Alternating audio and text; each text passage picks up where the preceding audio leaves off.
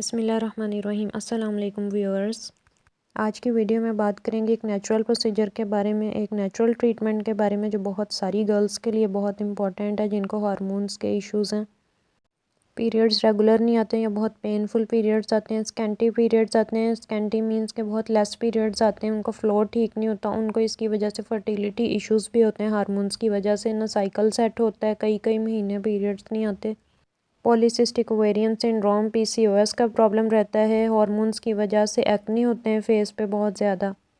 Actually में उनका main problem तो हार्मोनल इश्यूज़ ही होते हैं कि हार्मोन्स बैलेंस नहीं होता, जिसकी वजह से ये सारे प्रॉब्लम्स आते हैं। उनको पीसीओएस होता है, एक्ने होते हैं, प्रेगनेंसी नहीं हो रही होती हार्मोनल इश्यूज़ की वजह से। और प्री मेंस्ट्रुअल सिंड्रोम पीएमएस के सिम्टम्स आते हैं, बहुत ज़्यादा पेन होती है पेट में, कमर में, पीरियड्स की वजह से बहुत ज़्यादा तकलीफ़ में रहती हैं। और कई कई साल वो पीरियड्स की मेडिसिन्स खाती हैं कि उनके हार्मोन्स बैलेंस हो जाएं और पीरियड्स रेगुलर हो जाएं, लेकिन ऐसा नहीं होता। उनके वही कंडीशन होती है, उनको 6 माह बाद, किसी को 8 माह बाद, 3 माह बाद पीरियड्स हो रहे हैं और रेगुलर नहीं होते। और वो लोग अपनी उम्मीद भी छोड़ देते हैं, क्योंकि इतने साल ट्राई करने के बाद भी जब आप ठीक ही नहीं हो रहे, और बहुत सारों को ये प्रॉब्लम भी होता है कि प्रेगनेंसी नहीं हो रही होती इस वजह से। जो बेसिक प्रॉब्लम होता है वो होता है हार्मोनल इम्बैलेंस, और उसकी वजह से ये सारे इश्यूज़ होते हैं। तो इसीलिए आज हम बात करेंगे सीड साइकिलिंग के बारे में। सीड साइकिलिंग एक ऐसा नेचुरल प्रोसीजर है, नेचुरल ट्रीटमेंट है, जिसकी वजह से बहुत सारे लोगों को फ़ायदा हुआ है। सैकड़ों क्या हज़ारों लोग हैं जिन्होंने इससे फ़ायदा उठाया अब तक।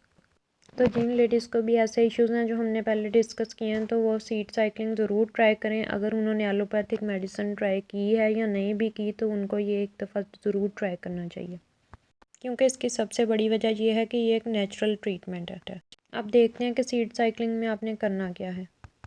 आपने 4 तरह के सीड्स लेने हैं: flax seeds, pumpkin seeds, sunflower seeds और सेसमे सीड्स, जिनको हम उर्दू में कहते हैं अलसी के बीज, कद्दू के बीज, सूरजमुखी के बीज और तिल। आपने इनको डिवाइड कर लेना है। अलसी के बीज और कद्दू के बीज, इनको पीरियड्स के फर्स्ट 15 डेज़ खाना है, यानी कि जिस दिन से आपके पीरियड्स स्टार्ट हों उससे लेके पीरियड्स के 15th डे तक। और सूरजमुखी के बीज और तिल यानी sunflower seeds and sesame seeds, इनको पीरियड्स के 16th डे से 30th डे तक खाना है। और ये चारों सीड्स आपने एक ही क्वांटिटी में लेने हैं, और सबकी क्वांटिटी होगी 1 table spoon. Means 1 table spoon flax seed, 1 table spoon pumpkin seeds, 1 table spoon sunflower seed and 1 table spoon sesame seeds. और जैसे ही 30 दिन पूरे होंगे, आपने इसी प्रोसीजर को दोबारा से रिपीट करना है, और इसे आपने एटलीस्ट 3 मंथ्स फॉलो करना है एटलीस्ट। क्योंकि कुछ लोग होते हैं वो थोड़े दिन यूज़ करते हैं, अगर उनको आराम ना आए तो वो लोग उसे छोड़ देते हैं, लेकिन आपने ऐसे नहीं करना है, इसे कंटिन्यूसली 3 मंथ्स फॉलो करना है। 4 to 5 मंथ्स फॉलो कर लें तो वो ज़्यादा अच्छा है। लेकिन जो लोग इतनी देर नहीं ट्राई करना चाहते, तो वो एटलीस्ट 3 मंथ्स तो ज़रूर ट्राई करें, क्योंकि किसी भी चीज़ का रिज़ल्ट एक दिन में नहीं आना, आपको थोड़ा सा वेट करना पड़ेगा उसके रिज़ल्ट्स देखने के लिए, थोड़ी मेहनत करनी पड़ेगी। कुछ लोगों को ये भी डाउट होता है कि क्या ये अनमैरिड कर सकती हैं, मैरिड कर सकती हैं, तो इसका आंसर है कि दोनों ही कर सकती हैं। जो नहीं कर सकती हैं उनका हम बाद में डिस्कस करेंगे। सीड साइकिलिंग से रिलेटेड अगला क्वेश्चन ये है कि क्या प्रेगनेंसी में सीड साइकिलिंग कर सकते हैं? जो लोग प्रेग्नेंट हैं क्या वो सीड साइकिलिंग कर सकते हैं? तो इसका आंसर है नो, प्रेगनेंसी में सीड साइकिलिंग नहीं करनी। और अगर किसी को ड्यूरिंग सीड साइकिलिंग प्रेगनेंसी हो जाए तो उन्होंने वहीं पर स्किप कर देने सीड्स खाने। और मैरिड फीमेल्स ने अपना प्रेगनेंसी टेस्ट साथ साथ करते रहना है। जैसे ही उन्होंने सीड साइकिलिंग स्टार्ट करनी है और जिस दिन से उनके पीरियड्स ख़त्म होंगे उसके बाद से उन्होंने डेली अपना प्रेगनेंसी टेस्ट करना है। जहाँ पॉजिटिव आ गया वहाँ ही छोड़ देना है। और अगर नहीं आता तो आपने इसे फॉलो करना है पूरा 3 मंथ्स तक।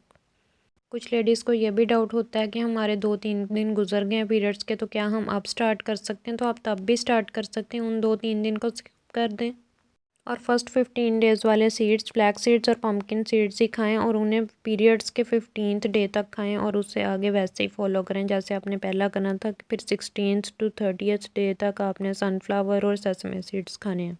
और जिन गर्ल्स को ये प्रॉब्लम है कि उनको पीरियड्स होते ही नहीं हैं, अब वो सोचती होंगी कि हम कैसे सीड साइकिलिंग स्टार्ट करें, तो वो नेक्स्ट 15 डेज़ वाले सीड्स खा सकती हैं। उनको स्टार्ट करें और तब तक खाएँ जब तक पीरियड्स नहीं होते। और जिस दिन भी उन्हें पीरियड्स हो जाएं, चाहे 2 दिन बाद, 10 दिन बाद, 15 दिन बाद, तो उन्होंने फ़र्स्ट सीड से स्टार्ट करना है। जब उन्हें पीरियड्स हो जाएं तो वो नेचुरली जैसे बाकी सब लोग फॉलो कर रहे थे पूरा सीड साइकिल, वैसे ही फॉलो करेंगे उसी प्रोसीजर से। और उसे 3-4 मंथ्स कंटिन्यू रखेंगे। अब सीड साइकिलिंग को लेके एक क्वेश्चन और भी होता है कि क्या हम सीड साइकिलिंग के साथ ही हार्मोनल मेडिसिन्स यूज़ कर सकते हैं। तो अगर आप सीड साइकिलिंग यूज़ करें तो आपने हार्मोन्स की दूसरी मेडिसिन्स यूज़ नहीं करनी। अगर कोई और मेडिसिन खाते हैं तो वो खा सकते हैं, लेकिन हार्मोन्स की मेडिसिन नहीं खानी है आपने कोई भी। अब आगे बात करेंगे कि कौन से लोग हैं जो सीड साइकिलिंग नहीं कर सकते। तो हाई ब्लड प्रेशर के पेशेंट्स, हाइपरटेंशन वाले, वो सीड साइकिलिंग नहीं करेंगे। उनको सीड साइकिलिंग के साइड इफ़ेक्ट्स हो सकते हैं, इसलिए उन्होंने सीड साइकिलिंग बिल्कुल नहीं करनी। तो आई होप आप लोगों के जो भी डाउट्स होंगे सीड साइकिलिंग को लेके वो इस वीडियो में क्लियर हो गए होंगे। इसके अलावा मेरी वीडियो जिसमें मैंने डिस्कस किया है देसी घी का रोल नॉर्मल डिलीवरी में, अगर आपने नहीं देखी तो वो वीडियो ज़रूर देखें ताकि आपके डाउट्स क्लियर हों कि नॉर्मल डिलीवरी में देसी घी का कितना रोल है। आप सर्च इंजन में लिखें देसी घी for normal delivery by doctor Mariyam Khan, वो वीडियो आपको मिल जाएगी। अगर आपको ये वीडियो अच्छी लगी है तो इसे लाइक करें और चैनल को सब्सक्राइब करें। मिलते हैं नई वीडियो के साथ, अपना ख्याल रखिएगा। अल्लाह हाफिज़।